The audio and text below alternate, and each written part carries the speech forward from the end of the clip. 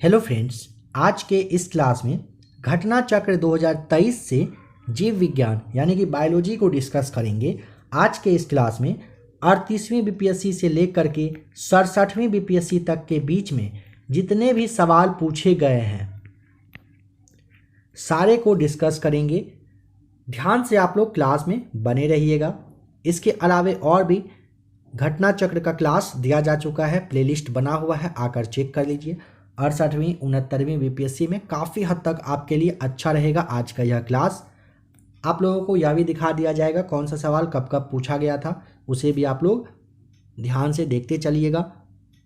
तो आइए बिना टाइम बर्बाद किए हुए स्टार्ट करते हैं आज के इस क्लास को। पुस्तक द ओरिजिन ऑफ स्पीसीज किसने लिखी है?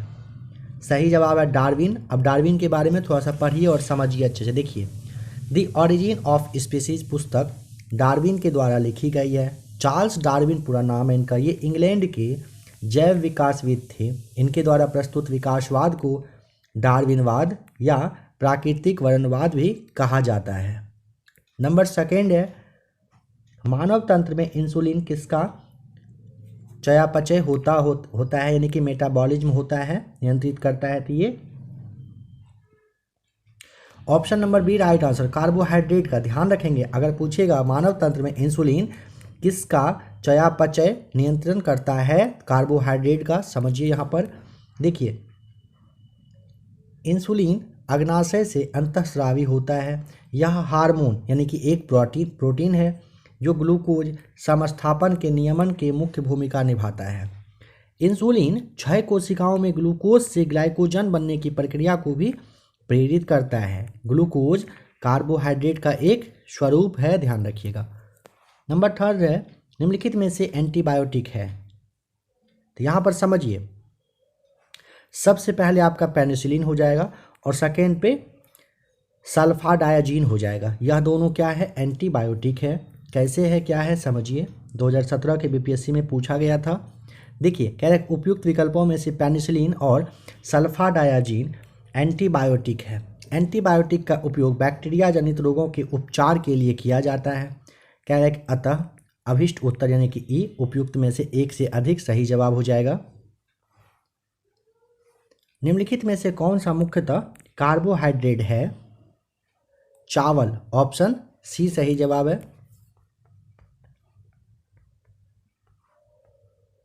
देखिए, चावल ना कार्बोहाइड्रेट का मुख्य स्रोत है। कह रहा है कि 100 ग्राम पके हुए चावल में लगभग 25.5 ग्राम कार्बोहाइड्रेट की मात्रा होती है। ठीक है, वास्तव में चावल में 90% कैलोरी ये आपका कार्बोहाइड्रेट से ही आती है।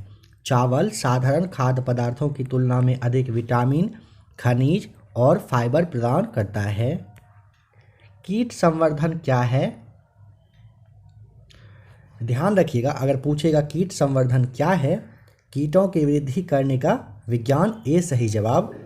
देखिए, यहाँ पर 2015 के बीपीएससी में पूछा गया था। समझिए, कीट संवर्धन कीटों जैसे कि केंचुआ की वृद्धि करने का विज्ञान है। केंचुआ कृषकों का मित्र होता है, यह आप जानते ही हैं। इसे और भूमि की आंत भी कहा जाता है। केंचुआ खाद या वर्मी कंपोस्ट पोषक पदार्थ से भरपूर एक उत्तम जैव उर्वरक है। जेनेटिक्स निम्न में से किसका अध्ययन है? डी राइट आंसर, आनुवांशिकता और विचरण का होता है। अगर पूछेगा जेनेटिक्स में किसका आनुवांशिकता और विचरण का अध्ययन किया जाता है।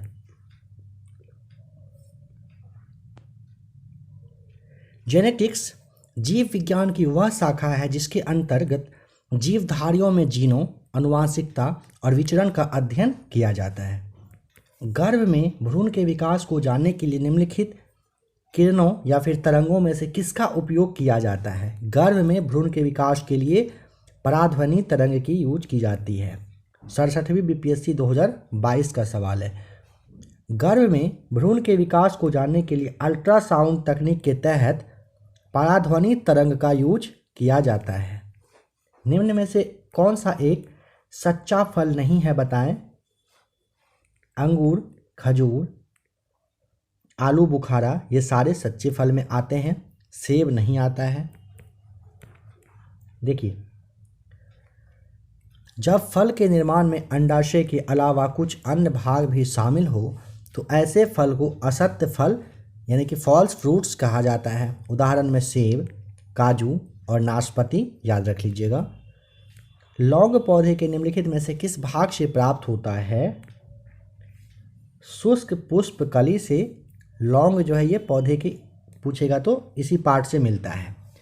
लौंग के बारे में समझिए। लौंग यानी कि यूजीनिया फाइलेटा जो है नामक मध्यम कद वाले सदाबहार वृक्ष की सूखी हुई पुष्प कलिका होती है। लौंग एक मसाला पौधे के किस भाग से प्राप्त होता है? 66वीं बीपीएससी 2020 का सवाल। ऑप्शन डी, फूल की कली से। ध्यान रखेंगे लौंग जो है पौधे के किस भाग से? तो फूल की कली से प्राप्त होता है। देखिए लौंग को आप ऐसे समझिए, लौंग बंद कलिका या पुष्प कलिका होता है, ठीक है, इसे आप बंद कलिका या पुष्प कलिका कहते हो, जिनका कि उपयोग भोज्य पदार्थ, दांतों के दर्द निवारण इत्यादि में किया जाता है। दांत में जब दर्द होता है ना तो बहुत आपने सुना होगा, कहा जाता है कि लौंग को रख लो दांत के पास में, मुंह में। लौंग के पौधे का वानस्पतिक नाम साइजीजियम एरोमेटिकम होता है, जो कि कुलमिर्टेसी के अंतर्गत आता है। इसका जन्म स्थल पूछे इंडोनेशिया को माना गया है तथा इसका उपयोग समस्त विश्व में किया जाता है। यह एक सदाबहार वृक्ष है जिसकी ऊंचाई 10 से 20 मीटर तक होती है तथा इसकी पत्तियां बड़ी एवं अंडाकार की तरह होती है। कह रहे अदरक तना है, जड़ नहीं, क्योंकि ऑप्शन बी, इसमें नोड और इंटरनोड होते हैं। अदरक तना है, जड़ नहीं, क्योंकि ना इसमें नोड और इंटरनोड होते हैं। समझिए, नोड एवं इंटरनोड का उपस्थित होना तने का विशेष लक्षण है। चूँकि अदरक में ये संरचनाएं पाई जाती है, अतः यह कहा जा सकता है कि अदरक तना है, जड़ नहीं। पादप कली है एक भ्रूणीय टहनी का। ऑप्शन ए आपका सही जवाब है। 2015 के बीपीएससी का सवाल है यह। देखिए, वनस्पति विज्ञान में किसी अविकसित प्रारोह को कली या कलिका कहते हैं। यह किसी पत्ती के कक्ष पर या तने के अंतिम छोर पर उत्पन्न होती है। पौधे जो नमक युक्त मिट्टी में उगते हैं, इसको क्या कहा जाता है? हेलोफाइट, सी सही जवाब होता है। 2011 के बीपीएससी का सवाल। देखिए, लवण मृदोद्भिद उन पादपों को कहते हैं जो उच्च लवणता युक्त जल में पैदा होते हैं। ईईजी जो है यानी कि इलेक्ट्रोएन्सेफेलोग्राम निम्न में से किसकी निगरानी के लिए उपयोग होता है? सही जवाब है मस्तिष्क को जांच करने के लिए यूज किया जाता है। 2018 के बीपीएससी का सवाल है, ध्यान रख लेना है। ईईजी मस्तिष्क की विद्युतीय गतिविधि को मापने वाला यंत्र होता है। मांसपेशियों में दर्द के उपचार में उपयोग किए जाने वाला विकिरण कौन सा? इंफ्रारेड होता है। ध्यान रखेंगे, इंफ्रारेड लिखा हुआ, इंफ्रारेड आप इसे क्या कहते हैं? 66वीं बीपीएससी 2020 प्री का सवाल। देखिए, इंफ्रारेड विकिरण, इसे आप आईआर भी कहते हो शॉर्ट में, या फिर अवरक्त विकिरण कहते हो। इसका उपयोग मांसपेशियों के दर्द के उपचार में किया जाता है। इंफ्रारेड लैंप विद्युत उपकरण है जिनसे इंफ्रारेड विकिरण उत्सर्जित की जाती है। जीवों में अत्यधिक विविधता का कारण क्या है? सी सही जवाब हो जाएगा, उत्परिवर्तन होता है। समझेंगे कैसे? देखिए, वैज्ञानिकों का वह समूह जिसने प्रकृतिवाद के सिद्धांत को आधुनिक रूप दिया उसे नव डार्विनवादी कहते हैं। आधुनिक नव डार्विनवादियों के अनुसार जीनों में साधारण परिवर्तनों के उपरांत नए जीव बनते हैं जिससे उनमें विभिन्नता बढ़ जाती है। इन परिवर्तनों को उत्परिवर्तन कहा जाता है। ये परिवर्तन स्पष्टतः वंशागत होते हैं तथा पीढ़ियों में वर्ण द्वारा नई प्रजातियों की उत्पत्ति हो जाती है। मेंडल के आनुवंशिकता का सिद्धांत किस पर आधारित है? सी राइट आंसर, लैंगिक जनन पर होता है। मेंडल के आनुवंशिकता का सिद्धांत लैंगिक जनन पर आधारित है। सवाल बहुत बार पूछा जा चुका है, बहुत बार पूछा जाता है, मैक्सिमम एग्जाम में सवाल आता है। यहाँ पे लैंगिक और अलैंगिक में काफ़ी लोगों को कन्फ्यूजन होता है, तो आपको लैंगिक याद रख लेना है। आनुवांशिकता का सिद्धांत पूछेगा मेंडल वाला तो लैंगिक जनन पर आधारित है। डीएनए की खोज की थी किसने की थी बताएं।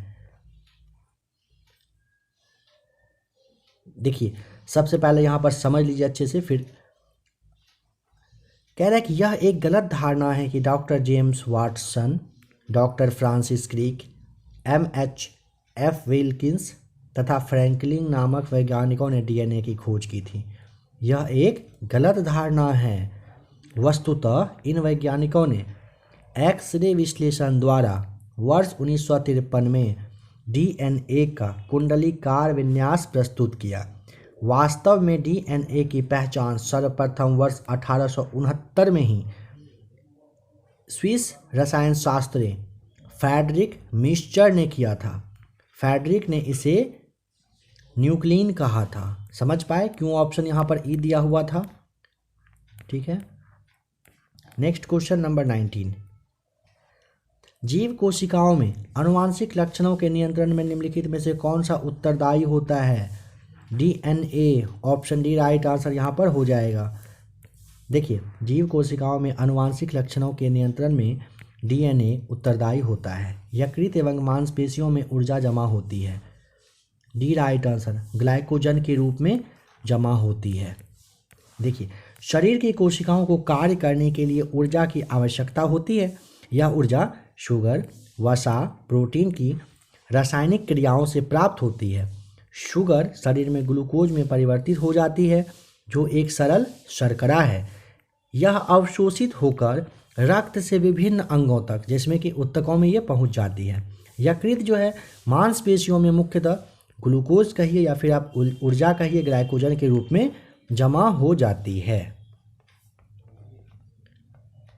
मानव शरीर में होता है कितना पानी होता है? तो ये सही जवाब लगभग 70%। 2018 के बीपीएससी का सवाल है। हमारे शरीर का अधिकतम भाग जल से बना होता है। मानव शरीर में जल की मात्रा लगभग 2/3 लगभग 70% तक पाई जाती है। विटामिन जो रक्त के थक्के बनाने में प्रभावी होता है कौन सा है? तो विटामिन के आप जानते हो। विटामिन के की कमी से शरीर में खून का थक्का धीरे धीरे बनने की बीमारी होती है। इस विटामिन को रुधिर स्राव रोधी पदार्थ कहते हैं। इसकी कमी वाले व्यक्तियों का ऑपरेशन आसानी से नहीं किया जा सकता है क्योंकि अधिक रुधिर मतलब ब्लड बह जाने का डर इसमें बना रहता है। निम्नलिखित में से कौन सा विटामिन स्कंदक विषों के प्रतिविष प्रतिकारक के रूप में प्रयोग किया जाता है? यहाँ पर विटामिन के आपका राइट आंसर हो जाएगा। देखिए प्रतिस्कंद विषों के प्रतिविष प्रतिकारक के रूप में विटामिन के का प्रयोग किया जाता है। इस विटामिन को रुधिर स्रावरोधी पदार्थ कहते हैं। इसकी कमी वाले व्यक्तियों का ऑपरेशन आसानी से नहीं किया जा सकता है सेम क्योंकि इसमें ब्लड का बहने का डर रहता है। निम्नलिखित में से किस विटामिन को आर्गोकैल्सिफेरॉल कहते हैं? विटामिन D2 को कहा जाता है। विटामिन D2 को आर्गोकैल्सिफेरॉल कहते हैं जबकि विटामिन D3 को कोलीकैल्सिफेरॉल कहते हैं। विटामिन D2 विटामिन डी का वह प्रकार है जो मुख्यतः भोजन व आहार अनुरूप के रूप में मनुष्यों को प्राप्त होता है। मुख्य रूप से भोजन में यह मक्खन, मशरूम, दूध, पनीर, मांस, अंडों की दर्जी, मछली के तेल आदि में मिलता है। इसकी कमी से बच्चों में सूखा रोग या रिकेट्स हो जाता है। मानव शरीर में विटामिन ए भंडारित होता है ऑप्शन ए। कहाँ पर? यकृत में। मानव शरीर में यकृत में विटामिन ए का जो काफ़ी मात्रा संचित रहती है। विटामिन ए का रासायनिक नाम रेटिनॉल है जिसकी कमी से शरीर में रतौंधी हो जाती है। इस विटामिन को संक्रमण रोधी विटामिन भी कहते हैं जिसका मुख्य स्रोत दूध, मक्खन, अंडा, मछली का तेल, गाजर होता है। कौन सा युग्म यहाँ पर सुमेलित नहीं है सही बताएं? ये ऑप्शन नंबर बी पर ध्यान दीजिए। कह रहे टोकोफेरॉल से वेरी गलत हो जाएगा ना। देखिए, रेटिनॉल अर्थात विटामिन ए की कमी से जीरोफ्थैलेमिया रोग होता है, जो ऑप्शन ए में दिया हुआ था। साइनोकोबालेमिन, जिसे आप विटामिन B12 कहते हो, इसकी कमी से रक्ताल्पता तथा विटामिन डी की कमी से बच्चों में रिकेट्स नामक रोग होता है। बेरी बेरी विटामिन B1 अर्थात थायमिन की कमी से होता है, न कि टेकोफेरॉल से, जो ऑप्शन बी में आपका दिया हुआ था ना, ये गलत है, यहाँ पर मैच किया हुआ। ठीक है, ऑप्शन बी आपको यहाँ पर टिक करना है। नेक्स्ट क्वेश्चन, निम्नलिखित में से किस युग्म में सही सुमेल नहीं है, बताएं। बीपीएससी प्री 2016 का सवाल है। आइए इसके डिस्कशन को पहले देख लेते हैं अच्छे से।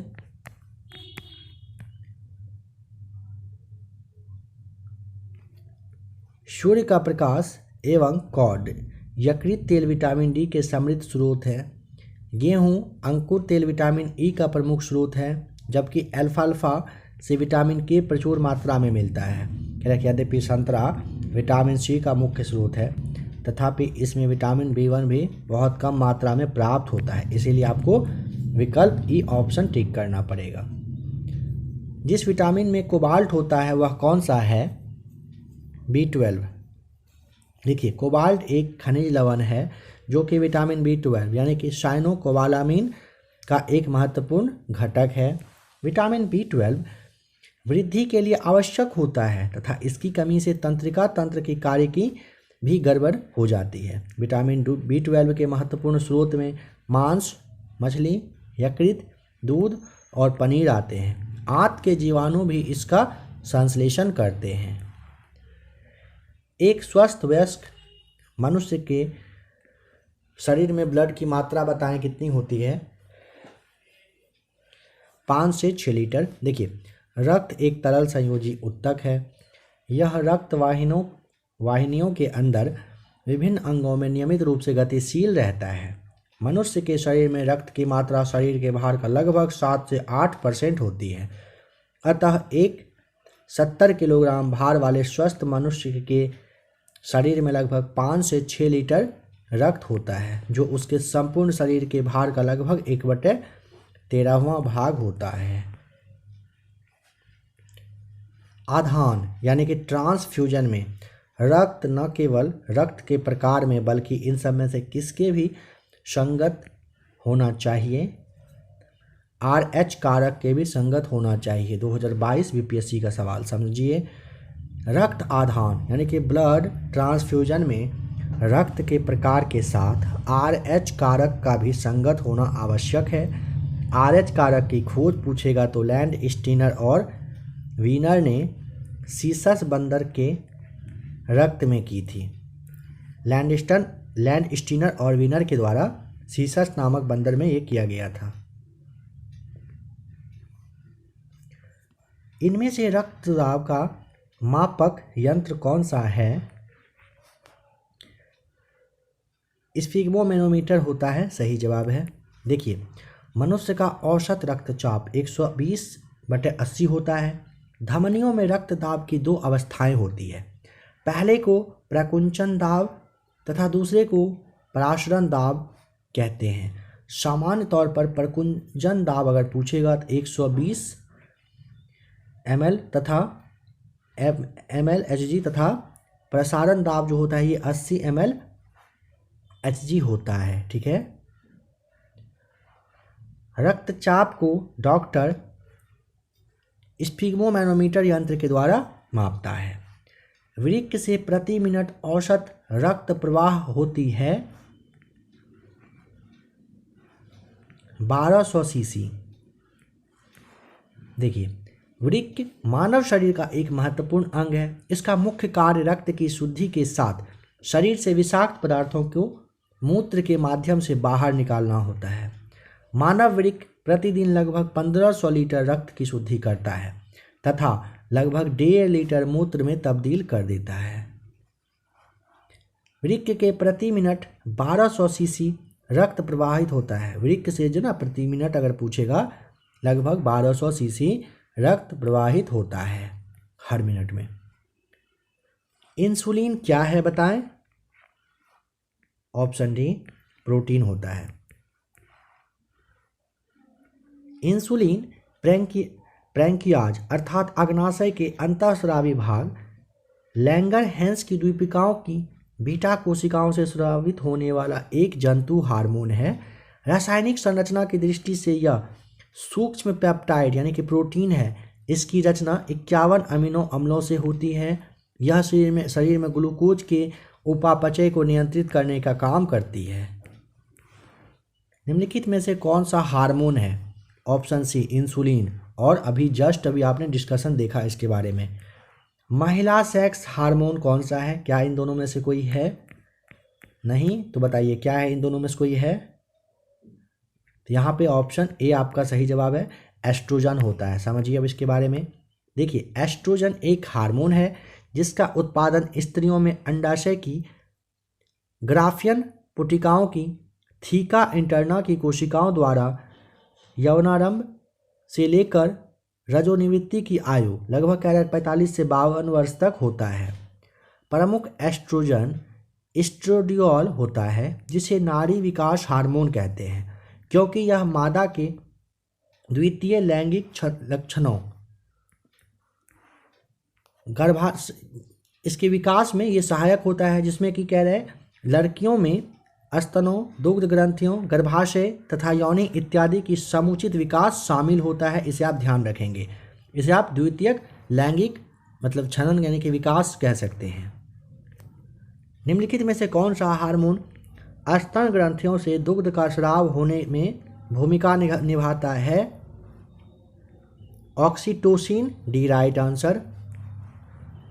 ऑक्सीटोसिन के 2 लक्ष्य उत्तक होते हैं, जिसमें कि स्त्रियों के गर्भाशय तथा इसके स्तन होते हैं। समझिए, कह रहे ऑक्सीटोसिन के 2 लक्ष्य उत्तक होते हैं, जिसमें कि स्त्रियों के गर्भाशय तथा इनके स्तन होते हैं। देखिए, शिशु जन्म के बाद यह हार्मोन गर्भाशय को समान अवस्था में लाने और शिशु द्वारा दुग्धपान के समय में स्तनों की पेशियों को सिकोड़ कर दुग्ध उत्प्रेक्षण को बढ़ाने का काम करता है। दुग्ध पालक अपने गायों भैंसों से अधिक दूध प्राप्त करने के लिए कृत्रिम ऑक्सीटोसिन के इंजेक्शन भी लगाते हैं, जिसे पिटोसिन कहा जाता है। निम्नलिखित में से किस हार्मोन में आयोडीन मिलती है? सी राइट आंसर, थायरॉक्सिन में। 2019 का बीपीएससी का प्री का सवाल है। थायरॉक्सिन हार्मोन में आयोडीन मिली होती है। थायरॉक्सिन का स्राव थायराइड ग्रंथि द्वारा होता है। थायराइड ग्रंथि से थायरॉक्सिन हार्मोन स्रावित करने के लिए उत्तेजित करने वाला अंतःस्रावी हार्मोन या फिर थायरोट्रोपिन है, जिसका कि स्रावन अग्र पिट्यूटरी की थायरोट्रॉफ कोशिका करती है। शरीर में आयोडीन की कमी से घेंघा रोग होता है। पीयूष ग्रंथि स्थित होती है, यानी कि पिट्यूटरी ग्रंथि कहाँ पर होती है बताएं? ऑप्शन नंबर आपका यहाँ पर डी सही जवाब है, मस्तिष्क में होता है। पिट्यूटरी यानी कि पीयूष ग्रंथि मस्तिष्क में हाइपोथैलेमस के नीचे स्थित एक छोटी अंतःस्रावी ग्रंथि होती है। 2022 का क्वेश्चन है यह। प्रकाश संश्लेषण होता है क्लोरोप्लास्ट में, सी सही जवाब। क्लोरोप्लास्ट नामक कोशिकांग में जैव रासायनिक क्रिया प्रकाश संश्लेषण उत्पन्न होती है। क्लोरोप्लास्ट में हरे रंग का वर्णक क्लोरोफिल यानी कि पर्ण हरित पाया जाता है। प्रकाश संश्लेषण का उपोत्पाद है O2 सही जवाब। ऑप्शन यहाँ पर बी आपका है। प्रकाश संश्लेषण जिसे आप फोटोसिंथेसिस कहते हो, वह प्रक्रिया है जिसमें पौधे के हरे भाग सूर्य से प्रकाश ऊर्जा को ग्रहण कर वायु से ली गई कार्बन डाइऑक्साइड तथा मृदा से शोषित जल द्वारा कार्बोहाइड्रेट्स का निर्माण करते हैं एवं ऑक्सीजन को अप्रधान रचना या फिर कहिए उपोत्पाद के रूप में बाहर निकालते हैं। प्रकाश संश्लेषण की संपूर्ण क्रिया को निम्नलिखित अभिक्रिया द्वारा प्रदर्शित किया जा सकता है। सौर ऊर्जा एटीपी में बदलती है। क्लोरोप्लास्ट में 2019 का सवाल है। देखिए, क्लोरोप्लास्ट में सौर ऊर्जा एटीपी में बदलती है। क्लोरोप्लास्ट एक पादप कोशिकांग है जिसमें पर्णहरित या क्लोरोफिल नामक एक प्रोटीन युक्त जटिल रासायनिक यौगिक पाया जाता है। यह वर्णक पत्तों के हरे रंग का कारण है। कोशिका का शक्ति स्रोत होता है ए या बी या फिर सी और डी, बताइए। यहाँ पर देखिए, माइटोकॉन्ड्रिया को कोशिका का पावर हाउस कहा जाता है। 2018 के बीपीएससी का यह सवाल है। यहाँ पर समझ गए, कोशिका का शक्ति जो स्रोत है वो कौन सा? ऑप्शन बी माइटोकॉन्ड्रिया है। भ्रूण किस में बनता है बताएं? Option number C right answer, बीज में बनता है। देखिए, पौधे में भ्रूण बीज में मिलता है। अंकुरन प्रक्रिया के फलस्वरूप भ्रूण बीज से बाहर आता है। निम्नलिखित में से कौन सी प्रतिजैविक औषधि है? यहां पे ध्यान रखिएगा,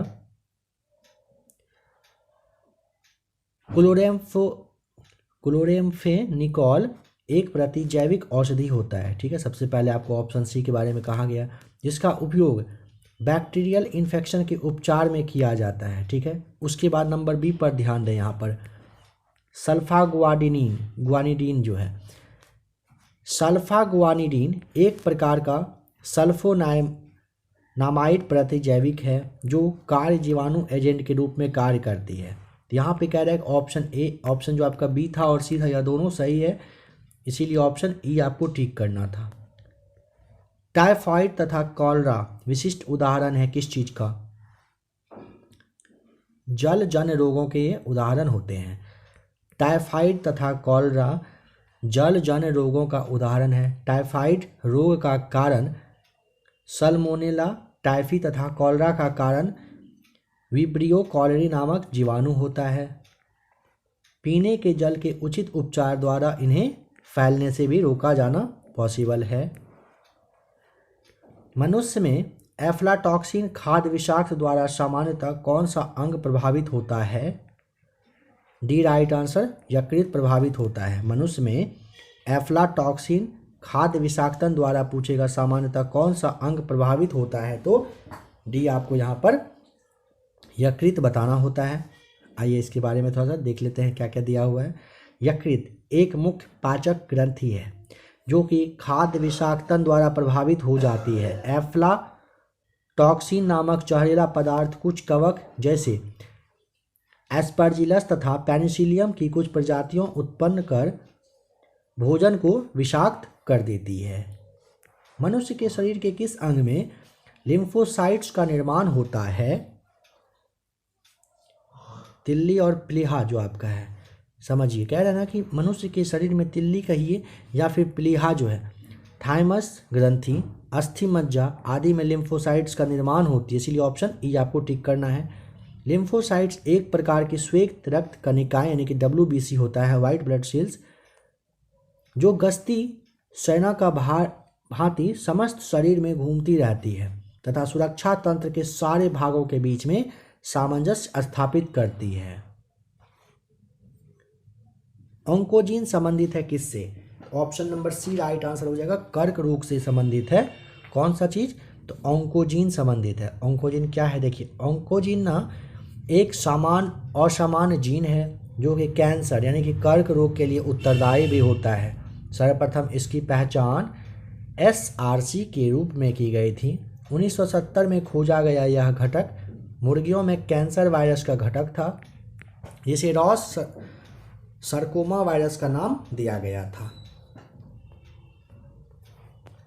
रक्त कैंसर यानी कि ल्यूकेमिया की रोकथाम में प्रयोग किए जाने वाला रेडियो समस्थानिक कौन सा है? कोबाल्ट 60 कह रहा है कि रेडियो फास्फोरस जो आपका ये P32 है, इसके अलावे कोबाल्ट 60 का उपयोग ल्यूकेमिया एक प्रकार का रक्त कैंसर के इलाज में किया जाता है। ऑप्शन आपको ई यहाँ पर टिक करना है। नंबर 50, तीव्रता एवं प्रयुक्तता के आधार पर निम्नलिखित में से कौन सा कर्क रोग उत्पन्न कर सकता है?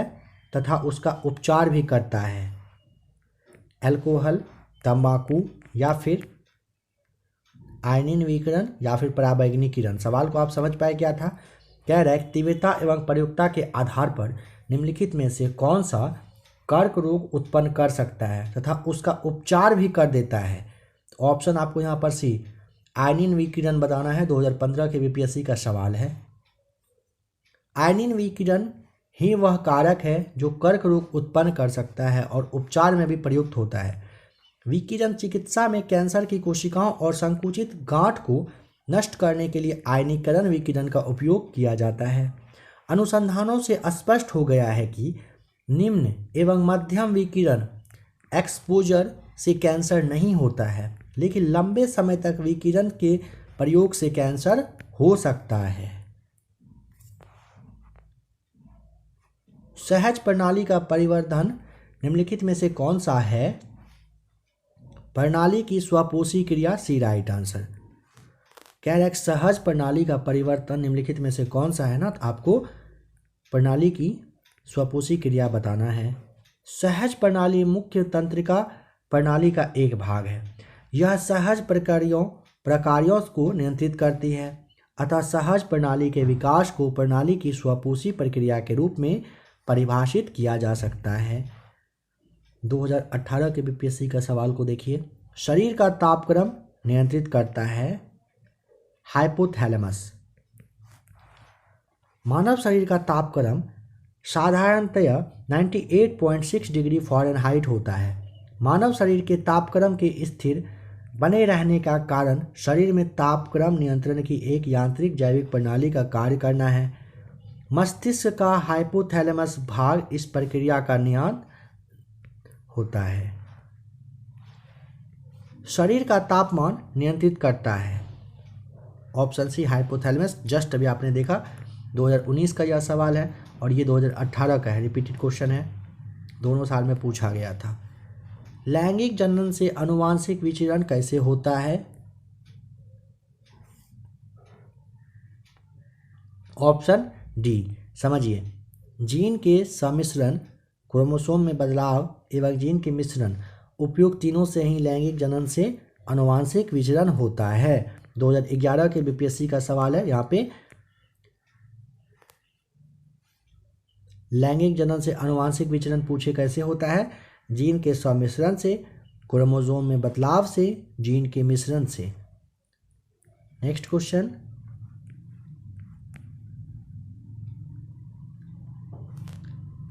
डीएनए को किसने अंतःपात्र में बनाया?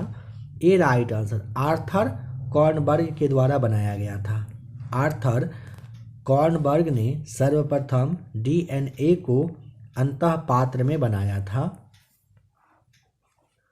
पार्किंसन बीमारी के उपचार के लिए, विकास के लिए कह रहा है किसको नोबेल पुरस्कार दिया गया था? पार्किंसन बीमारी के उपचार के लिए नोबेल पुरस्कार कार्लसन को मिला है।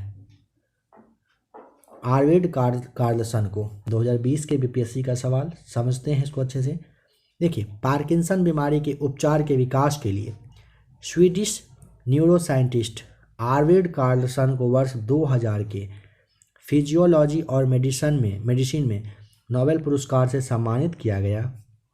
उन्होंने खोजा कि डोपामाइन मस्तिष्क में से एक महत्वपूर्ण न्यूरोट्रांसमीटर है और पार्किंसन रोग के दौरान मस्तिष्क के बेसल गैंग्लिया में डोपामाइन उत्पन्न करने वाले तंत्रिका कोशिकाओं को क्षय होने लगता है, जो कि शरीर में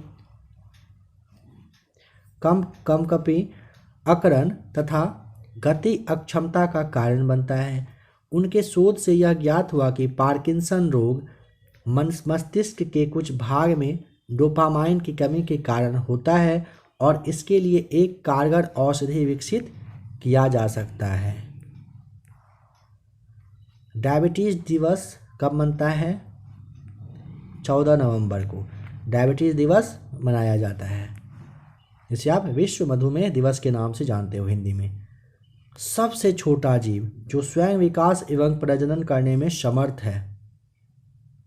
माइकोप्लाज्मा 2015 के बीपीएससी का सवाल है। आइए डिस्कशन को देख लेते हैं। माइकोप्लाज्मा सबसे छोटा जीव है जो स्वयं विकास एवं प्रजनन करने में समर्थ होता है। आइए देखते हैं 2019 के यानी कि 65वीं बीपीएससी का क्वेश्चन। बताएं कि किसकी कोशिका में कोई एंजाइम नहीं होता है। ऑप्शन बी विषाणु यानी कि वायरस की। देखिए यहाँ पे समझिएगा, विषाणु शब्द की उत्पत्ति भी पूछा जाता है ना, तो लैटिन शब्द से हुआ था, मतलब वायरस से हुई थी, जिसका शाब्दिक अर्थ होता है विष अणु। ये अकोशिकीय अति सूक्ष्म जीव है जो केवल जीवित कोशिका में ही वंश वृद्धि कर सकते हैं। रासायनिक दृष्टि से ये प्रोटीन आवरण से घिरे न्यूक्लिक अम्ल के खंड हैं। विषाणु पोषक कोशिकाओं के बाहर न तो जैव क्रिया कर सकते हैं और न ही इसका द्विगुणक हो सकता है। 2011 के बीपीएससी का क्वेश्चन है। मिल जो आपका ये मिलिंडा गेट्स वाला फाउंडेशन है ना, बिल और मिलिंडा गेट्स फाउंडेशन, इसके द्वारा स्थापित भारत के लिए कार्यक्रम आह्वान जो है ये किसके प्रतिरोध के लिए कार्यरत है। सी राइट आंसर हो जाएगा HIV एड्स के लिए। समझिएगा, भारत में HIV एड्स की रोकथाम के लिए बिल एवं मेलिंडा गेट्स फाउंडेशन द्वारा प्रायोजित पहल आह्वान की शुरुआत वर्ष 2003 में की गई थी। सर्वप्रथम मानव हृदय प्रत्यारोपण कहाँ पर हुआ था। दक्षिण अफ्रीका, सी सही जवाब। डॉक्टर क्रिश्चियन बर्नार्ड दक्षिण अफ्रीका के एक प्रसिद्ध सर्जन थे जिन्होंने सर्वप्रथम मानव हृदय का पहला सफलतापूर्वक प्रतिस्थापन किया था। ध्यान रखेंगे, पूछेगा सर्वप्रथम मानव का हृदय ट्रांसप्लांट जिसे आप कहते हो कब हुआ था, तो आपको बताना है कहाँ पर हुआ था। दक्षिण अफ्रीका में की गई थी डॉक्टर क्रिश्चियन बर्नार्ड के द्वारा। जीवाणु की खोज किसने किया है। जीवाणु की खोज ल्यूवेनहॉक के द्वारा किया गया है। पूरा नाम एंटोनी वैन ल्यूवेनहॉक को सूक्ष्म जीव के विज्ञान के जनक के रूप में जाना जाता है। उन्होंने 1676 में अपने ही बनाए एकल लेंस सूक्ष्मदर्शी यंत्र से जीवाणुओं की पहचान की थी। बायोडिग्रेडेबल अपशिष्ट को आमतौर पर जिसकी मदद से उपयोगी पदार्थ में बदला जा सकता है वह क्या है। ए बैक्टीरिया। समझेंगे, बायोडिग्रेडेबल अपशिष्ट को आमतौर पर जिसकी मदद से उपयोगी पदार्थ में बदला जा सकता है वह क्या है। ए सही जवाब, वह बैक्टीरिया होता है।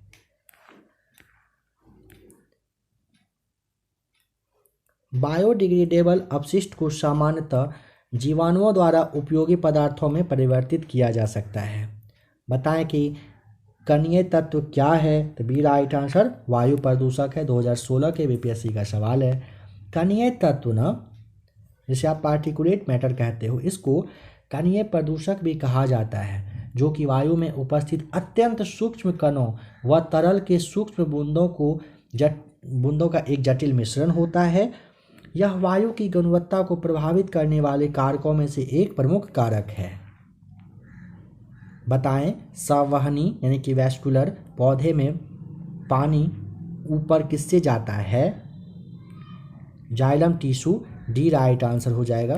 देखिए, जड़ों द्वारा अवशोषित किया गया जल और खनिज पोषक तत्व जो है ये पूरे पौधे में जाइलम नामक संवहक ऊतक के द्वारा ले जाया जाता है। पहला सवाल यह आया है जो 1996 में पूछा गया था। जो भी सवाल अभी आप देख रहे थे लेटेस्ट 5 से 10 साल के एग्जाम में पूछा गया सारे सवाल को भी आपने देखा है। सी राइट आंसर 36.9 डिग्री बताना है। सेल्सियस स्केल पर अगर मानव शरीर का सामान्य तापमान पूछ लेगा, ध्यान रखिएगा।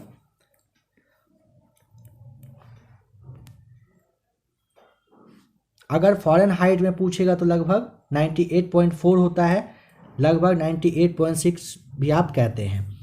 कैरेक्ट सेल्सियस स्केल पर मानव शरीर का तापमान 36.9 डिग्री होता है और फ़ारेनहाइट में उसका 98.4 फ़ारेनहाइट होता है। विटामिन नहीं, ब्लड ग्रुप जो ओ है, इसको सर्वदाता वर्ग के रक्तदाता के रूप में आप इसे जानते हो, ठीक है, विटामिन ओ को।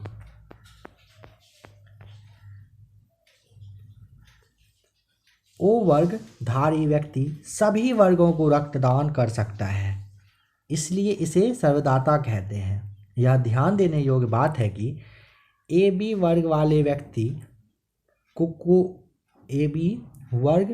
व्यक्ति को किसी भी वर्ग का रुधिर दिया जा सकता है। अगर किसी का ए बी है ब्लड ग्रुप, उसको कोई सा भी ब्लड दीजिएगा वो ले सकता है, चल सकता है। परंतु ध्यान रखिएगा, बट इसका रुधिर ब्लड जो है किसी दूसरे रुधिर वर्ग के व्यक्ति को नहीं दिया जा सकता है। अतः ए बी वर्ग व्यक्ति को सार्वत्रिक ग्राही कहते हैं। मतलब ए बी वाला जो है ना सबसे ले सकता है, बट दे नहीं सकता है सबको, यह ध्यान रखना है। बताएं कि सार्वभौमिक स्वीकार्य रक्त समूह कौन सा है? ऑप्शन यहाँ पे सी हो जाएगा। कब का सवाल है यह, देख लीजिए यहाँ पर, ध्यान रखेंगे। सार्वभौमिक स्वीकार्य रक्त समूह अगर पूछे आपको ए बी बताना है। अभी आपने देखा ए बी रक्त समूह सार्वभौमिक है, यानी कि यूनिवर्सल एक्सेप्टेटर कहते हो इसे, जबकि ओ जो है सार्वभौमिक दाता, सबको ये देने वाला है। हड्डियों की पढ़ाई विज्ञान की किस शाखा के अंतर्गत होती है? ऑस्टियोलॉजी के तहत होता है। डी सही जवाब, 2019 के बीपीएससी का सवाल। ऑस्टियोलॉजी के अंतर्गत अस्थियों का अध्ययन किया जाता है। ऑरोलॉजी के अंतर्गत पर्वतों का अध्ययन तथा सेरोलॉजी के अंतर्गत रुधिर सीरम का वैज्ञानिक अध्ययन होता है। जियोलॉजी के अंतर्गत पृथ्वी की आंतरिक संरचना तथा उसमें पाए जाने वाले पदार्थों का अध्ययन किया जाता है। कशेरुक रज्जु में कितनी जोड़ी तंत्रिकाएं निकलती है? सही जवाब है 31 जोड़ी। ध्यान रखिएगा, अगर पूछेगा कशेरुक रज्जु में तो आपको 31 जोड़ी तंत्रिकाएं बता देना है। मनुष्य के जीवन काल में कितने दांत 2 बार विकसित होते हैं? सही जवाब है 20 दांत। मनुष्य के जीवन काल में 20 दांत 2 बार विकसित होते हैं और 12 दांत केवल 1 बार पैदा होते हैं। मनुष्य की खोपड़ी में कितनी अस्थियां होती है? ए सही जवाब। मनुष्य की खोपड़ी में कितनी अस्थियां पूछेगा तो आपको 28 बताना है। चलिए आप लोग कमेंट करके बताइए मनुष्य के शरीर में, चलिए ठीक है, काफ़ी इजी क्वेश्चन हो जाएगा। देखते हैं आगे एक सवाल आप लोगों के लिए रहेगा, जवाब जरूर दीजिएगा। एक वयस्क मानव कंकाल में औसतन 206 अस्थियां होती है, ठीक है। कपाल में पूछेगा तो 8 अस्थियां, मुख में होता है 14, कंठिका में 1, कान में होता है 6। मनुष्य के शरीर में पैर की हड्डी ठोस होती है, सी सही जवाब। 20 वर्ष की आयु में मानव शरीर में हड्डियों की संख्या लगभग कितनी होती है? 20 वर्ष की आयु में मानव के शरीर में लगभग 206 होती है। ऑप्शन में नहीं दिया हुआ है, जो मुख्यतः 2 भागों में बटी होती है। एक होता है अक्षीय कंकाल, दूसरा होता है उपांगीय कंकाल। निम्नलिखित में से कौन सा मनुष्य में अवशेषी अंग नहीं है? सामने वाले चपटे दांत अवशेषी अंग नहीं है। देखें यहाँ पे, समझें। जीवधारियों में आकारीय एवं शारीरिक अध्ययनों से हमें अवशेषी अंगों के बारे में ज्ञान प्राप्त होता है। यह एक ऐसा अंग है जो क्रियाहीन प्रतीत होता है, पर इसे पूर्वज के क्रियाशील अंग के समजात दर्शाया जा सकता है। उदाहरण के लिए कह रहे हैं, मनुष्यों के बृहत आंत में उपस्थित कृमि रूप पट्टिसेशिका जो है और आँख की जो निषेमक झिल्ली है, ये परिशेषिका शाकाहारी रूमिनेंट स्तनपायी प्रजातियों में क्रियाशील होती है। जैविक सिस्टम में रासायनिक क्रिया की प्रक्रिया को तेज करने में उत्तरदायी पदार्थ का नाम, ऑप्शन सी, एंजाइम होता है। एंजाइम एक जैविक उत्प्रेरक है जो एक प्रोटीन है और अन्य उत्प्रेरक की तरह अभिक्रिया की गति को तेज करता है। जीवों में ज़्यादातर अभिक्रियाएं एंजाइम की उपस्थिति से होती है। उत्प्रेरक के रूप में यह अग्र और उत्क्रम दोनों प्रकार का कार्य करता है। इसलिए यह पदार्थ के निर्माण और संश्लेषण दोनों को क्या करता है, उत्प्रेरित करता है। विटामिन जो खट्टे फलों में पाया जाता है तथा चर्म को स्वस्थ रखने में जरूरी होता है वह है विटामिन सी। विटामिन सी रसदार फल विशेषकर आंवला, नींबू, संतरा, नारंगी, अमरूद में पाया जाता है तथा यह चर्म को स्वस्थ रखने में जरूरी होता है। विटामिन सी का रासायनिक नाम एस्कॉर्बिक अम्ल ध्यान रखना है। दूध किसका घटिया स्रोत है? विटामिन सी का सही जवाब। दूध को संपूर्ण आहार माना जाता है क्योंकि इसमें लगभग सभी अनिवार्य पोषक तत्व पाए जाते हैं, लेकिन इसमें विटामिन सी की मात्रा अत्यंत कम होती है।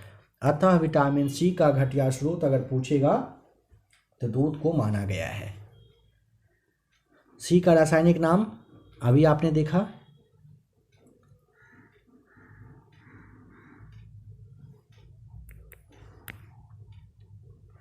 विटामिन सी का क्या रासायनिक नाम क्या है? तो ऑप्शन नंबर ए एस्कॉर्बिक अम्ल बताना है। इंसुलिन प्राप्त होता है कहाँ से? डहेलिया की जड़ों से। देखिए इंसुलिन एक पॉलीसैकेराइड है, यह भी पूछा जाता है क्या है, तो आपको ध्यान रखना है पॉलीसैकेराइड जो कि डहेलिया के जड़ से प्राप्त होता है। नंबर 81 80% से अधिक सेल में पाए जाने वाला पदार्थ ऑप्शन डी जल होता है। जल की मात्रा कोशिका में सर्वाधिक होती है, इसकी मात्रा लगभग 80% तक होती है। वर्तमान प्रमाण के अनुसार पृथ्वी पर जीव का उद्गम 2 लाख वर्ष पूर्व हुआ था।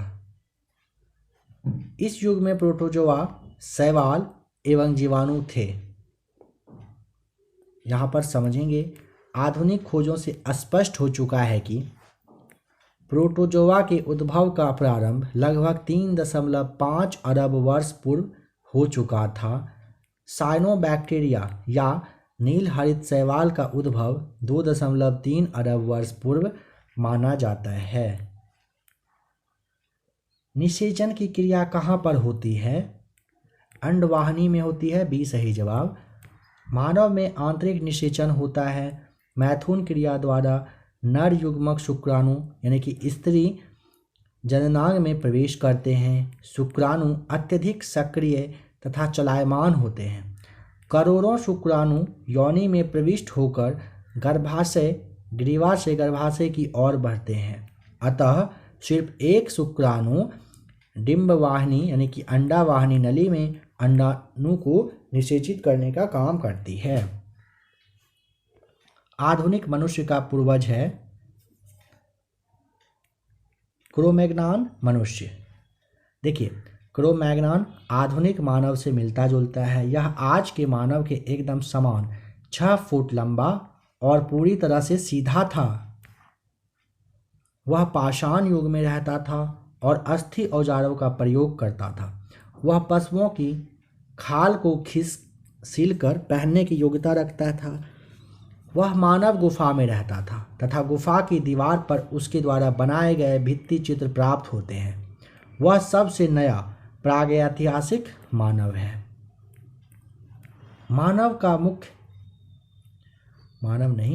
विकास का मुख्य कारक बताएं। प्राकृतिक वरण, डी सही जवाब। आज विकास के सर्वाधिक मान्य सिद्धांत को विकास का संश्लेषणात्मक सिद्धांत के नाम से जाना जाता है। इसमें जाति के अभ्युदय को आनुवांशिक विविधताओं की अन्योन्य क्रियाओं एवं प्राकृतिक चयन के आधार पर स्पष्ट किया गया है। शैवाल और कवक के मिलने से लाइकेन बनता है जिसे कहते हैं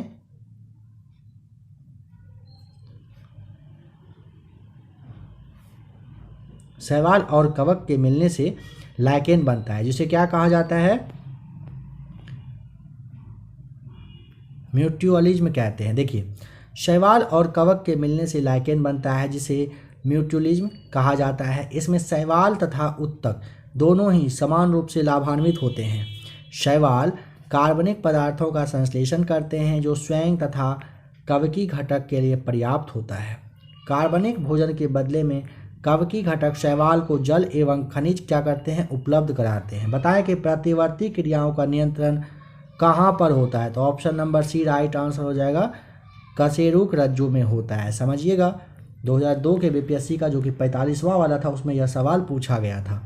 प्रतिवर्ती क्रियाओं का नियंत्रण कशेरुक रज्जु में होता है। मेरु रज्जु एक बेलनाकार संरचना है। यह मेंडुला ऑब्लागेंटा से होकर आरंभ होकर के कशेरुक दंड में घिरा हुआ नीचे की ओर विस्तारित होता है। यह भी मस्तिष्क कावरण द्वारा ढका होता है। कुल मिलाकर 31 जोड़ी मेरु तंत्रिकाएं मेरुरज्जु से निकलती है। विकास का कारण है पीढ़ी से पीढ़ी अनुकूलन। सी आपका सही जवाब है। विकास के सर्वाधिक मान्य सिद्धांत को विकास का संश्लेषणात्मक सिद्धांत के नाम से जाना जाता है। इसमें जाति के अभ्युदय को आनुवंशिक विविधताओं की अन्योन्य क्रियाओं और प्राकृतिक चयन के आधार पर समझा जा सकता है, अर्थात पीढ़ी से पीढ़ी अनुकूल ही विकास का कारण होता है। कच्चे फलों को कृत्रिम रूप से पकाने के लिए प्रयोग में लाई जाने वाली गैस का नाम क्या है? एसीटिलीन और एथिलीन सही जवाब है। फलों को पकाने में एसीटिलीन और एथिलीन दोनों गैसों का प्रयोग किया जाता है। ध्यान रखेंगे, अभी में एसिटिलीन के द्वारा फल पकाने पर प्रतिबंध लगा दिया गया है। प्राकृतिक रूप से फल एथिलीन हार्मोन के द्वारा पकता है। सवाल पूछा जा सकता है, प्राकृतिक रूप से एथिलीन हार्मोन के द्वारा फल जो है पकता है। कृत्रिम रूप से फल पकाने के लिए भी एथिलीन गैस का प्रयोग किया जा रहा है। माँ पौधे की भांति पौधा मिलता है बीज और तना काट से। सी यहाँ पर सही जवाब है। पानी मिट्टी से जड़ों में जिस भौतिक प्रक्रिया द्वारा गुजरता है उसे कहा जाता है, ऑप्शन डी, उसे पराशरण कहते हैं। 67वीं बीपीएससी 2022 प्री का सवाल है। पानी मिट्टी से जड़ों में पराशरण की प्रक्रिया के द्वारा पहुंचता है। जल से बाहर निकाले जाने पर मछलियां मर जाती हैं क्योंकि वे सांस नहीं ले सकती है। देखिए, हवा में लगभग 21% ऑक्सीजन है तथा पानी में भार की तुलना में लगभग 0.5 से 0.9% तक ऑक्सीजन है, किंतु अधिकतर मछलियां यदि पानी से बाहर निकाल दी जाएं तो O2 की कमी होने की वजह से, घुटन की वजह से वो मर जाती हैं। इसका कारण यह है कि जहां पानी में बहाव के साथ साथ गैसों का आदान प्रदान भी होता है, पतले चपटे गलफड़े एक गीले कागज की भांति कार्य करते हैं। पानी से बाहर निकालने पर ये सब गलफड़े आपस में जुड़ जाते हैं, जिस कारण सतही क्षेत्र कम हो जाता है। घटे हुए सतही क्षेत्र के कारण गैसों का आदान प्रदान कम हो जाता है और मछलियों की मृत्यु हो जाती है। जहाँ जीव रहता है उस सटीक जगह को क्या कहते हैं? ए, आवास। 2019 के बीपीएससी का सवाल। किसी प्रजाति विशेष के पौधे या जीवों के अन्य जीवधारियों के रहने की सटीक जगह है, जिसे आवास कहा जाता है। मधुमक्खी कॉलोनी के सदस्य एक दूसरे को किस प्रकार पहचानते हैं? ए सही जवाब, गंध की वजह से एक दूसरे को पहचानते हैं। लगभग सभी पक्षियों में सूचनाओं के आदान प्रदान करने की विधियां होती हैं। ये दृष्टि, आवाज़, स्पर्श अपने गंध के द्वारा पहचान सकती है। मधुमक्खियां भोजन की दिशा तथा उसके स्रोत को बताने के लिए विभिन्न नेत्र मुद्राएं करती है, जबकि एक दूसरे को गंध से पहचान लेती है। मायोग्लोबिन में कौन सी धातु होती है? डी राइट आंसर, लोहा।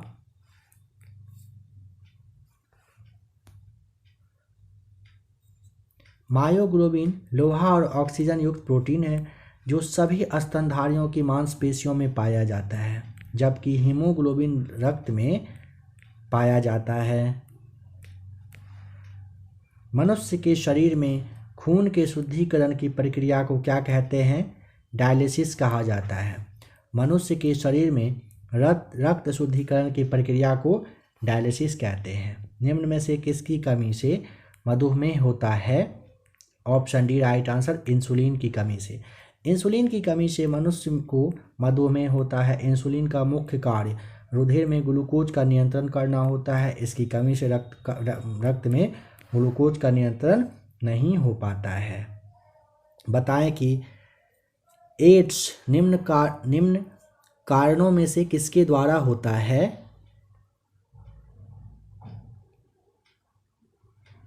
यहाँ पे आपको क्या बताना है? सी राइट आंसर, विषाणु के द्वारा। एड्स एक विषाणुजन्य रोग है। एड्स रोग का कारण विषाणु HIV होता है। HIV द्वारा होने वाला रोग डी राइट आंसर, एड्स हो जाएगा। निमोनिया एक संक्रमण है, तो बताइएगा ऑप्शन नंबर डी, फेफड़ों का संक्रमण है। 67वीं UPSC 2022 का सवाल है।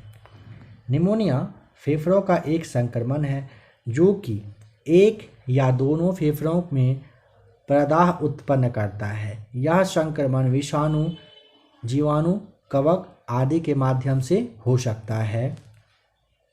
स्त्रियों की तुलना में पुरुष अधिक वर्णांतता से पीड़ित हो सकते हैं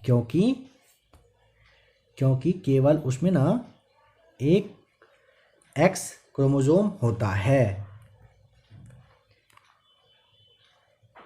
स्त्रियों की तुलना में पुरुष वर्णांतता से पीड़ित हो जाते हैं क्योंकि स्त्रियों में 2 क्रोमोसोम होते हैं, ठीक है, जिससे एक X वर्णांतता के जीन को यदि वहन करता है तो दूसरा सामान्य X क्रोमोसोम उसे संतुलित कर देता है।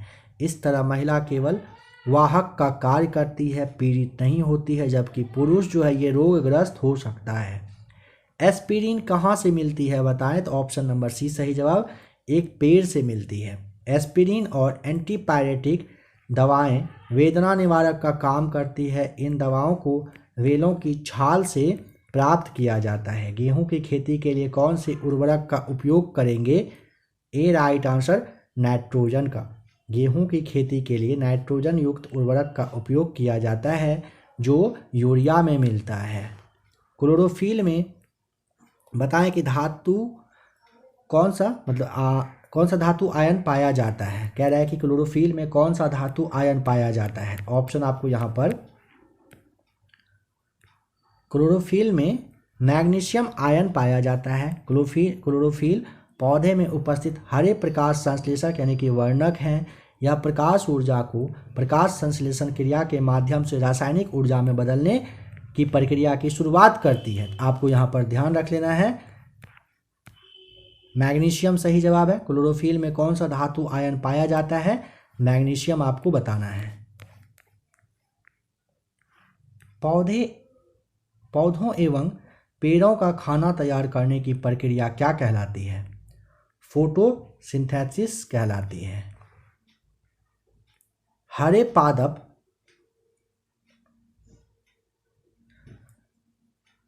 स्वपोषी होते हैं एवं प्रकाश संश्लेषण की क्रिया द्वारा खाद्य संश्लेषण करते हैं। प्रकाश संश्लेषण से अभिप्राय है, मतलब है प्रकाश की सहायता से खाद्य का संश्लेषण।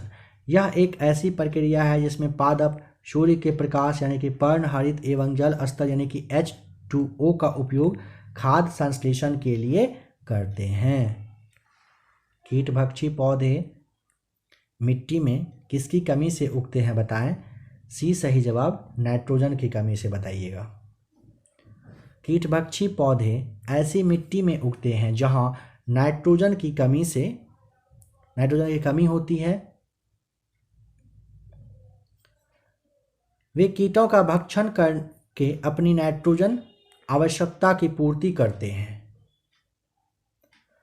जीवन चक्र की दृष्टि से पौधे का सबसे महत्वपूर्ण अंग है, ए राइट आंसर, पुष्प होता है।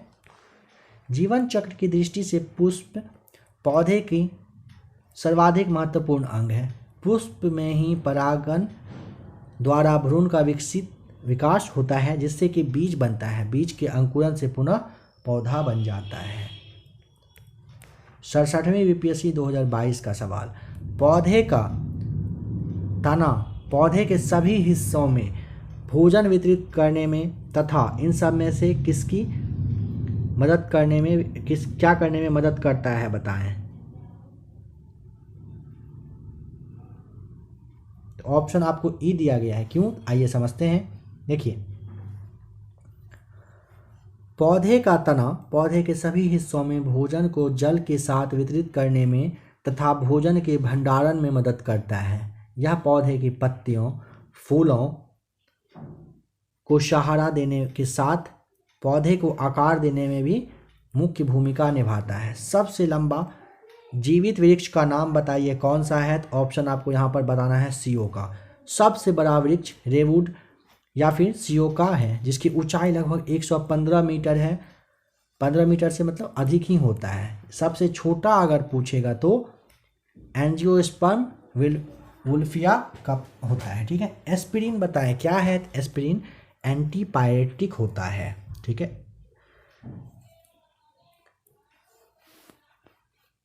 किस वनस्पति खाद में अधिकतम प्रोटीन होता है। ऑप्शन नंबर सी सही जवाब, सोयाबीन में। वनस्पति खाद में सोयाबीन में प्रोटीन की मात्रा अधिकतम होती है। इसमें प्रोटीन की मात्रा लगभग 38 से 42% तक होती है, जो कि अन्य फलियों से ज़्यादा होता है। तना काट आमतौर से किसके प्रवर्धन के लिए प्रयोग किया जाता है। ऑप्शन बी राइट आंसर, गन्ना के लिए। देखिए, गन्ना का कार्यिक प्रवर्धन डाली, कलम या पेरी द्वारा होता है, लेकिन हर मुड़ी फसल के साथ उपज हर बार घटती है और इसलिए हर 3-4 वर्ष बाद ताजी पानी कलियों को पुनः रोपण करना पड़ता है। संसार का सबसे बड़ा पुष्प का नाम है रैफ्लेसिया। संसार का सबसे बड़ा फूल है कौन सा, रैफ्लेसिया। यह इंडोनेशियाई वर्षा वन में डॉक्टर जोसेफ अर्नाल्ड द्वारा 1818 में पहली बार खोजा गया। इस फूल का व्यास अगर पूछे 100 सेंटीमीटर तथा इसका वजन अगर पूछ लेगा 10 केजी बता देना है।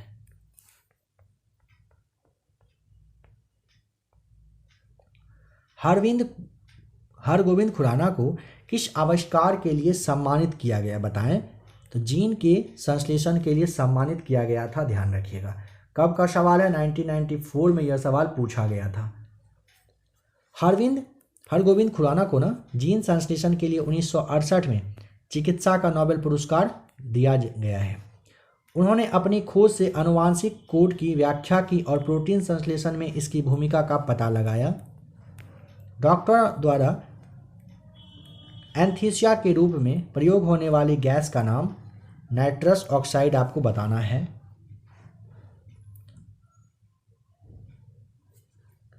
आर्कियोप्टेरिक्स है जुरासिक युग का सर्वपुरातन पक्षी होता है। डॉल्फिन वर्गीकृत किए जाते हैं स्तनी में, डी सही जवाब है। बताइए कि डॉल्फिन स्तनपायी, बताइए नहीं मतलब देखिए, डॉल्फिन स्तनपायी जलीय जंतु है। डॉल्फिन की अनेक उपजातियां पाई जाती है। इसमें से गंगा डॉल्फिन भारत की राष्ट्रीय जलीय जीव है। प्रतिवर्ष 5 लाख भारतीय एक रोग से मर जाते हैं। इसकी पहचान करें, क्षय रोग, डी सही जवाब। भारत में क्षय रोग से वर्ष 2016 में 4.23 लाख लोगों की मृत्यु हो गई। क्षय रोग का कारण जीवाणु है, उसका नाम माइक्रोबैक्टीरियम ट्यूबरकुलोसिस है। क्षय रोग से मनुष्य का फेफड़ा प्रभावित होता है। रात के समय यह सलाह दी जाती है कि पेड़ के नीचे ना सोएं, क्योंकि क्या ऑप्शन ए है, बी है, सी है, डी है, क्या है सोचें। तो यहाँ पर option number C, carbon monoxide को मुक्त करते हैं पेड़। समझिए, रात के समय पेड़ के नीचे ना सोने की सलाह दी जाती है, क्योंकि पेड़ अपनी श्वसन प्रक्रिया के दौरान कार्बन डाइऑक्साइड को क्या करते हैं, मुक्त करते हैं। सवाल कब पूछा गया था? 67वीं बीपीएससी 2022 में। सबसे मीठी चीनी कौन सी है? ए सही जवाब फ्रुक्टोज। सबसे मीठी चीनी फ्रुक्टोज होती है। फ्रुक्टोज एक प्राकृतिक मोनोसैकेराइड है जो लगभग सभी फलों, शहद और कुछ सब्जियों में पाया जाता है। फ्रुक्टोज का अणुसूत्र C6H12O6 होता है। यह प्रकृति में पाई जाने वाली सबसे मीठी शर्करा है। ठीक है, 2020 का सवाल है। शर्कराओं में सबसे मीठी ए फ्रुक्टोज, जस्ट अभी आपने एक्सप्लेनेशन देखा। कड़वाहट के लिए मानव जीव का संवेदनशील क्षेत्र है। ऑप्शन सी राइट आंसर, पीछे का भाग होता है। देखिए, मानव जीव का अग्र छोर मीठे, पश्च भाग कड़वे, पार्श्व किनारे खट्टे तथा अग्र छोर एवं किनारे नमकीन स्वाद का अनुभव करवाता है। इसे ना आप अभी ही याद कर लीजिए, ठीक है, चाहे तो स्क्रीनशॉट लीजिए या फिर क्लास को रोक करके इसे याद करिए। यहाँ से सवाल पूछा ही जाता है और कंफ्यूज भी करते हैं काफ़ी लोग। मानव जीव का अग्र छोर मीठा, पश्च भाग कड़वा, पार्श्व किनारे खट्टा, अग्र छोर और किनारा जो है ये नमकीन स्वाद का अनुभव करवाता है। मटर पौधा है। ए राइट आंसर शाक। मटर शाक कुल का द्विबीजपत्री पौधा है। यह रबी की फसल है। स्वर्ण रेखा, अर्पणा, पारस, अंबिका आदि इसकी प्रमुख प्रजातियां हैं। ध्यान रखेंगे, पूछेगा मटर शाक कुल का द्विबीजपत्री पौधा होता है। ठीक है, यह रबी की फसल है। स्वर्ण रेखा, अर्पणा, पारस, अंबिका आदि इसकी प्रमुख प्रजातियां हैं। बताएं कि फलियां अत्यधिक पौष्टिक होती हैं क्योंकि उनमें प्रचुर मात्रा में होती है क्या? ए, बी, सी या डी? फलियां जो अधिक है प्रचुर मात्रा में होती है, इसके बारे में समझिए। पहले कह रहे हैं कि फलियों में प्रचुर मात्रा में प्रोटीन पाई जाती है। इनके पौधे लेग्यूमिनोसी कुल के अंतर्गत शामिल हैं। इनकी जड़ों की ग्रंथियों में नाइट्रोजन स्थिरीकरण करने वाले जीवाणु पाए जाते हैं। उदाहरण के रूप में मटर, अरहर, मूंग, सोयाबीन, मूंगफली, उड़द होता है। ठीक है, 2020 का सवाल है। बी आपका वहाँ पर राइट आंसर हो जाएगा, प्रोटीन पाया जाता है।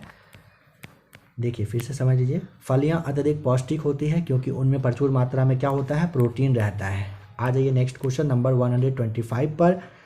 थायराइड ग्रंथि थायरॉक्सिन स्रावित करने के लिए उत्तेजित करने वाला अंतःस्रावी हार्मोन कौन सा है? TSH ए सही जवाब। देखिए, थायराइड गले के पास पाई जाने वाली एक छोटी तितली के आकार की ग्रंथि होती है। इससे स्रावित होने वाला हार्मोन शरीर की ऊर्जा का विनिमय करता है। यह हार्मोन TSH यानी कि थायराइड जो आपका स्टिमुलेटिंग हार्मोन है यह होता है। इसका निर्माण पूछा जाता है कहाँ पर? तो पीयूष ग्रंथि में होता है। थायराइड ग्रंथि की खराबी किसकी कमी की वजह से होता है? आयोडीन की कमी से। ऑप्शन सी आपका राइट आंसर, 2020 का सवाल है। देखिए, आयोडीन युक्त हार्मोन थायरॉक्सिन एक अमीनो अम्ल है जिसका स्राव थायराइड ग्रंथि द्वारा होता है। थायराइड ग्रंथि थायरॉक्सिन हार्मोन स्रावित करने के लिए उत्तेजित करने वाला अंतःस्रावित हार्मोन TSH या फिर थायरोट्रोपिन है जिसका स्रावन अग्र पिट्यूटरी की थायरोट्रॉफ कोशिकाएं करती है। रुधिर में आयोडीन एवं थायरॉक्सिन की कमी होने पर पीयूष ग्रंथि से TSH का स्रावन बढ़ जाता है जिसका प्रभाव थायराइड को अधिकाधिक हार्मोन स्रावित करने के लिए प्रेरित करना होता है। शरीर में आयोडीन की कमी से घेंघा नामक रोग होता है। लगता है लास्ट पर आ चुके हैं। जब हम बकरी या फिर भेड़ का मांस खाते हैं तो हम, option number B right answer, द्वितीयक उपभोक्ता होते हैं। देखिए, मानव एवं अन्य जीव के बारे में पूछेगा, सर्वाहारी होता है, मांसाहारी द्वितीयक या गौण उपभोक्ता होता है, शाकाहारी में प्राथमिक उपभोक्ता आता है और प्राथमिक उत्पादक पूछेगा कौन, तो आपको पौधा बता देना होता है। ठीक है, तो फ्रेंड्स यहाँ पे जीव विज्ञान यानी कि बायोलॉजी का क्लास खत्म होता है। आज के इस क्लास में आपने 38वीं से लेकर के 67वीं बीपीएससी तक में जो भी बायोलॉजी से सवाल पूछा गया था सारे को देखा, डिस्कशन के साथ आपको बताया गया। आशा करता हूँ कि क्लास आपके लिए हेल्पफुल रहेगा। आप लोगों से एक सवाल है जो कि बीच में कहा गया था, आप लोग बताएं, जिनको भी जवाब पता हो वो लोग कमेंट जरूर करें, जिनको नहीं पता है कोई बात नहीं। आज़ाद हिंद फौज का नाम आपने ज़रूर सुना है, काफ़ी बार पढ़ा है। अब आपको बताना है बिना ऑप्शन का, ध्यान रखिएगा, बिना ऑप्शन का बताना है कि आज़ाद हिंद फौज का जो स्थापना है वो किस ईस्वी में किया गया था। जिनको भी जवाब पता हो कमेंट जरूर करें। इसके अलावे इस चैनल पर ABC एकेडमी पर आपके बिहार से जो भी रिलेटेड एग्ज़ाम होगा सारा कुछ का क्लास आप लोगों को मिलेगा। Bihar special current affairs, BPSC, Bihar दरोगा है, सचिवालय है, सिविल कोर्ट वगैरह है, जो भी क्लास बेस्ट से बेस्ट हो सकता है प्रोवाइड करवाया जाएगा। इस क्लास पे बिहार का करेंट अफेयर्स का भी क्लास आएगा। बिहार करेंट का क्वेश्चंस भी आपको यहाँ पर देखने को मिल रहा है और देखने को मिलेगा। ध्यान रखेंगे, बिहार स्पेशल जो क्लास होगा वही यहाँ पर आएगा।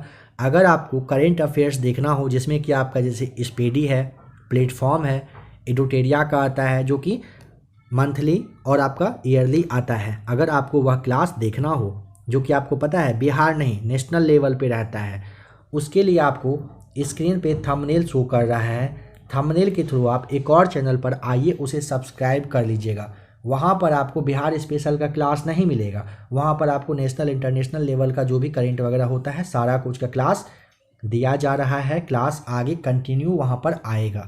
इस चैनल पर आपको बिहार के सारे एग्ज़ाम का जो जो क्लास यहाँ पर चल रहा है सारा क्लास आपको यहाँ पर मिलता रहेगा। आशा करता हूँ सारी बातों को समझ गए होंगे, क्लास अच्छा लगा होगा।